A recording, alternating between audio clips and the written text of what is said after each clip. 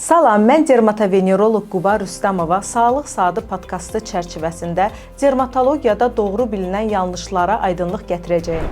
Doktor, deyirlər ki, sızanaqlar çox şokolad yeyəndə, yağlı yeməklər, fast food yeməkdən, hətta kola, fanta içməkdən yaranır. Xeyr, sızanaqların yaranmasına səbəb pi vəzlərinin androgenlərə qarşı hipersensivite reaksiyasıdır. Pi vəzləri çox ifraz olunur, tük follikullarını tıxacladığı üçün sızanaq əmələ gəlir. Göbələk xəstəliyini sirkə, soda və ya sarımsaqla müalicə etmək olar. Sosial mediada bununla bağlı çoxlu videolar var. Mən buradan qeyd etmək istəyirəm ki, bu vasitələrlə göbələk müalicə olunmaz. Əsasən dırnaq göbələyini çox soda, sirkə ilə müalicə etməyə çalışırlar. Hansı ki, dırnaq göbələyi əsasında matriksdə, dırnağın kökündə olur. Soda ora heç bir təsir göstərə bilməz.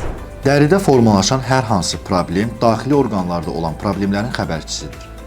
Tamamilə doğrudur. Dəri bizim indikatorumuzdur. Daxildə baş verən hər hansı bədxassəli bir proses, paraneoplasti, xərçəng göyünü prosesləri dəri virüzə verir. Eyni zamanda hansısa orqanda baş verən disfunksiya, üzvi dəyişiklik dəri vasitəsilə özünü göstərə bilir. Doktor, bir çox şəxs deyir ki, sızanaqları uzun müalicə etməkdənsə, gedəcəm çistka adlı prosedura, orada tamamilə təmizlənəcək. Əsla belə deyil, çünki sızanaq ilkin olaraq sistem müalicə olunmalıdır. Sonrasında isə təmirdən sonra təmizlik kimi çistka proseduru aparıla bilər. Doktor, SPF olaraq bildiyimiz günəş kremini yalnız yayda, dənizə gedəndə istifadə etmək kifayətdir.